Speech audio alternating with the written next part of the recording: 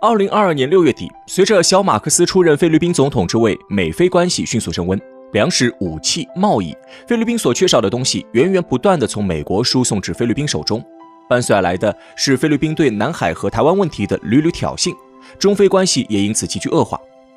明明菲律宾所需要的粮食供给、军事援助，中国同样能够满足，可为何菲律宾还是毅然选择了一边倒向美国？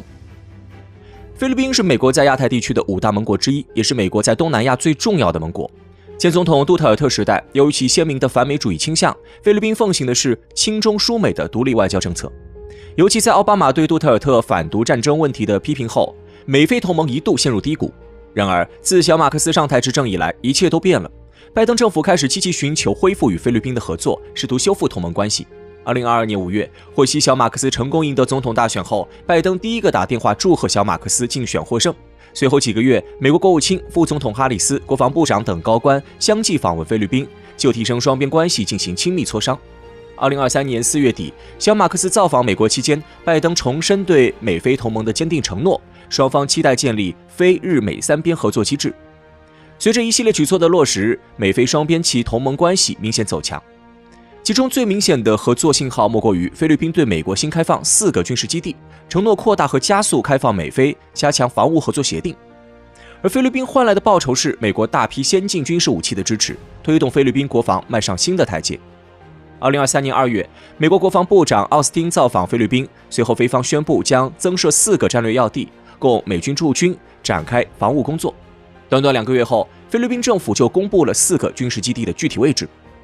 值得一提的是，加上新开放的4个军事基地，菲律宾目前允许美军驻防的军事基地数量已经来到9个，且其中6个都直接面向台湾和南海。军事基地的选址体现了美国的强化美菲同盟的潜在目的，也直接表明了菲律宾在中美菲3方关系中的立场。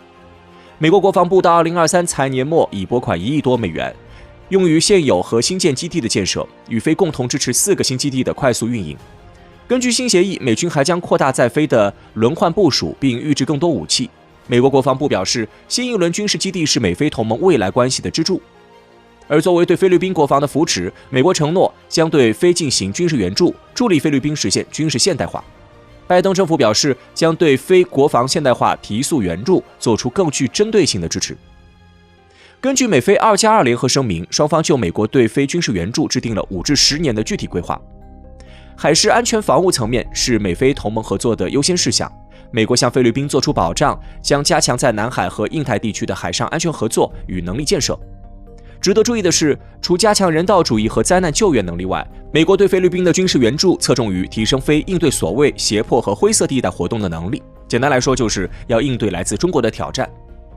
从现实来看，美菲两国军事领域的合作来势汹汹，且明摆着就是朝着中国而来。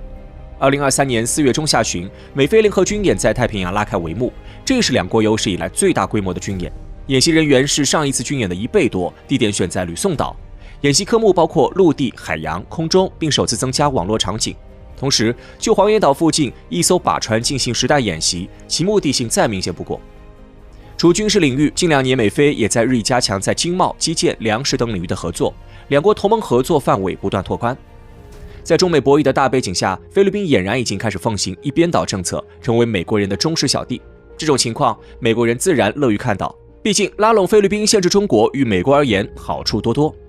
站在美国的角度，美菲同盟是其亚太战略网络围剿中国的重要一环。首先，强化美菲同盟可以加速美国对亚太的战略布局，限制中国的崛起速度。特朗普时代，美国对盟友奉行的是交易主义方式，外交去向以美国优先为主导原则，导致美国与盟国的合作关系被削弱。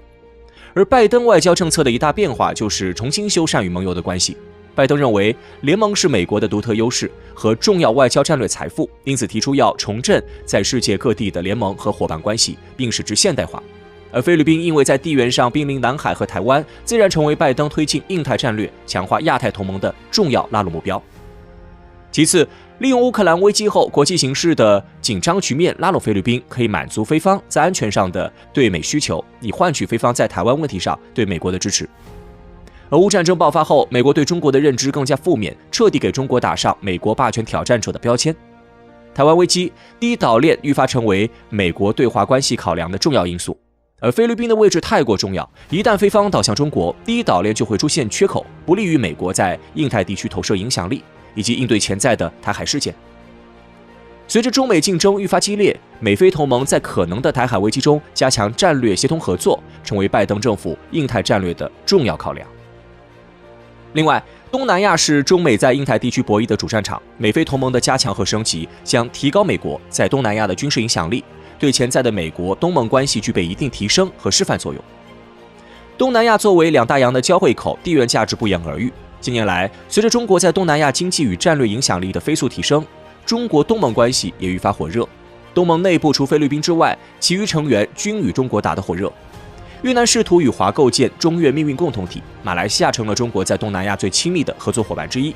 印尼也在促进与中国关系的改善，新加坡、文莱也很清楚如何在中美之间寻求平衡。在这种情况下，美国人只能以菲律宾为缺口，试图打破中国与东盟的友好局面，削弱中国在东南亚的影响力。总体看来，美国有着充分的原因拉拢菲律宾，巩固美菲同盟。那么，菲律宾又是出于何种缘由拒绝了距离自己更近且同样能提供自己想要一切的中国？站在菲律宾的角度，加强美菲同盟关系主要出于3方面的考量。其一，站队美国是出于双方过往多年的亲密历史。前总统杜特尔特时期，菲方奉行的是亲中政策，但这一外交去向在菲方内部引起了长时间非议。背后的根源就在于菲律宾国内亲美力量太过强大。由于殖民历史和美国多年的培植，菲律宾有着强大的亲美势力，军方、政坛、情报部门遍布亲美派，他们在南海问题上与美国立场一致，支持强化美菲同盟，严格审查中国的一带一路战略，对中美的立场偏向极度鲜明。而2022年新上任的总统小马克思就是亲美派的成员之一。